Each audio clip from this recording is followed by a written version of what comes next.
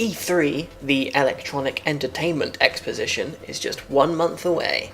That's 1 whole month for video game enthusiasts to fill their head with ludicrously unrealistic expectations, like the announcement of Shenmue 3, a playable demo of the new Zelda, or for someone to so much as mention The Last Guardian. Go ahead, put it on your bingo card like you do every year. It's never gonna happen, people. Let it go. Just enjoy that sacred trailer from 2009, safe in the knowledge that it didn't come attached with offers of pre-order incentives or with lighting and shader quality much better than the actual finished game has, or would have had. Yeah, E3 has become a sort of Christmas for gamers, where everybody unloads their secret projects, latest developments, and tastiest teaser trailers. What I'd really like to talk about today are pre-rendered trailers and cinematic trailers for video games in general.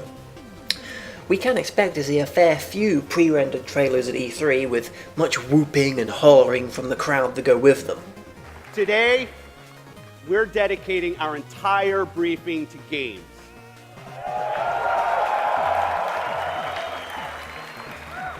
And with good reason. They look good. With a pre-rendered trailer, developers can do whatever they want. We see Adam Jensen, we know it's Deus Ex. Let's watch some dudes get wasted in a manner functionally similar to how it might go down in the game, just with much higher visual quality, dynamic camera angles, no HUD, just more visually pleasing on the whole, really. It doesn't give much of an indication of how the actual video game is coming along, but it looks cool, and that's all that matters as far as generating buzz is concerned. I'm not trying to sound patronising here either. Pre-rendered trailers are enjoyable to watch. They let us see characters and actions in a way that gameplay footage just can't.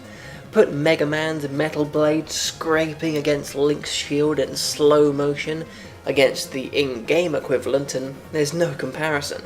Even though this trailer does cut to in-game footage, the predominant feeling once it's all over is, man, dude could have taken Mario's head clean off. Nearly Kung Lao the fool. Since they needn't show any in-game footage, pre-rendered trailers can also be more experimental and unorthodox, like this definitely not ripping off Deus Ex trailer for Call of Duty Black Ops 3, which, while a great trailer for a non-existent sci-fi drama film, is almost certainly going to go down in history as a poor representation of the actual game. That's not a totally baseless speculation. That sort of thing happens quite frequently. Take Dead Island's jaw-dropping reveal trailer, a backwards-running family holiday gone zombifyingly wrong, with a chilling, depressive, emotional tone. And then the actual game is a stupid kick and craft bop-em-up. Disappointing for sure, but the trailer generated gallons of hype for the game, which is all it really needs to do. Pre-rendered trailers almost always feel like they could more easily be made to promote a movie than a game. They're designed to visually mimic such, although film trailers typically splice actual shots from the film together to give a preview of its content, while pre-rendered game trailers obviously don't or can't.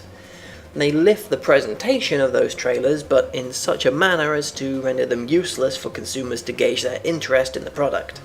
People go wild for whispers of teasers of film trailers for the likes of Batman bin Superman or Star Wars 7 The Force Unleashed 2 because they serve as actual previews of the thing.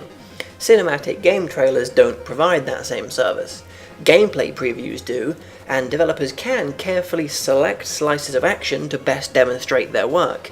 They can even create special stages just for those previews that aren't actually in the final game, but which provide the same assurance that there is actually a video game being made. But those can't be crunched down into a minute or less so easily. There's less chance for someone to conclude that they aren't interested in a game if you don't show the game itself in the trailers, as is the case with literally every mobile pay-or-wait game ever made.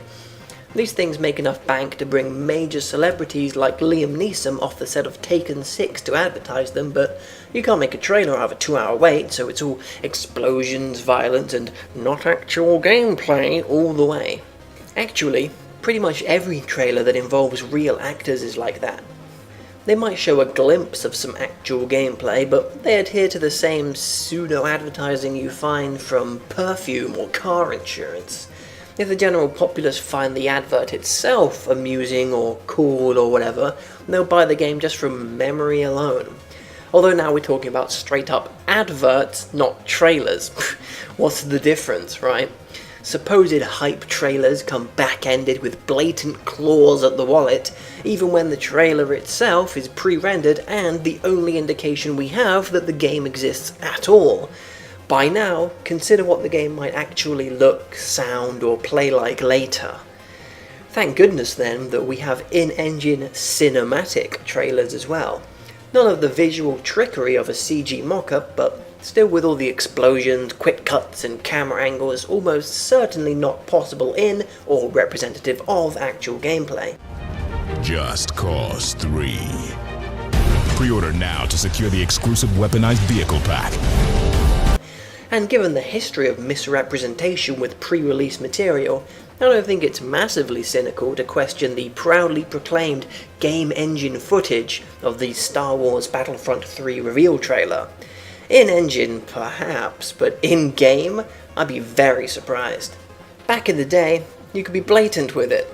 The revolutionary cinematic trailer for Metal Gear Solid 2, Sons of Liberty, back in 2001, was clearly designed to mimic film trailers, right down to a mock MPAA rating screen, but you can look at it and clearly see it was PS2 footage. Given the abundance of cutscenes in that game, it's actually pretty representative of the gameplay as well, despite its intent otherwise. Plus, at around 9 minutes long, you get a fairly decent look at what sort of characters and environments will be in the finished product. Of course, MGS2 pulled an infamous bait and switch with this trailer, but that's beside the point. It's a tough situation. Video games need to make money, and the avenues of conventional television and cinematic advertising are familiar, appealing, and most importantly of all, effective.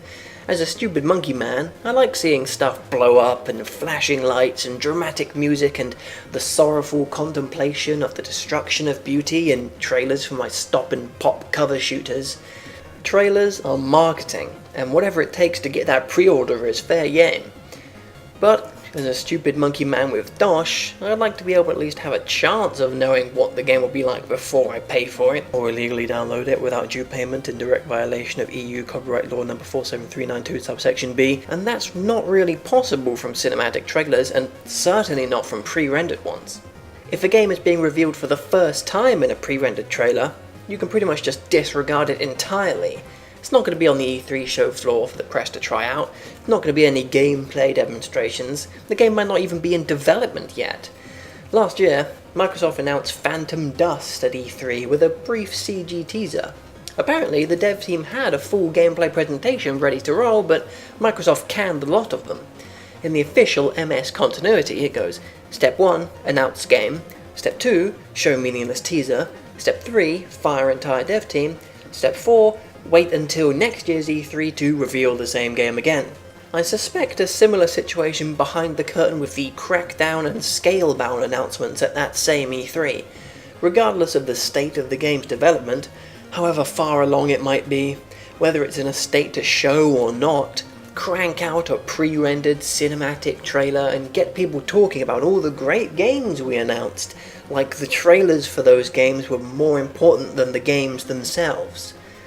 We all like a good cinematic trailer. They look cool, they generate hype, but they don't always have to be the first port of call for promotion. Video games aren't films, you can't just make a fake film trailer and then at the end say, oh, this is actually an ad for a video game, please pre-order now. No, shush, it doesn't matter how well it runs, look, it's Assassin's Creed, you like that? You like the killing, it's got the killing, pre-order now please. No, never mind the missing faces, look at this totally legitimate gameplay demonstration, it's all real. Forget what happened with Watch Dogs, this is different, it's all real, it's just like in the trailer, pre-order now, pre-order now! Although, obvious graphical downgrades from previews to release are a whole other kettle of fish. At least with a cinematic trailer, it's separate from the actual game. Like what you see? Stay tuned for the updates, previews, gameplay. You don't need to put any faith into them like you would with a gameplay demonstration. Just watch and enjoy. In today's climate, people are going to notice that your game doesn't look as good as it did pre-release. You can butter us up with pre-rendered cinematic trailers all you like, but if you end up cutting the crusts off, then you're toast. And you know what they say. You know what they say, all toasters toast toast. Stupid, hilarious CDI games. Now I've forgotten what I was talking about. I shouldn't write these things before breakfast. Ah well, probably wasn't important anyway.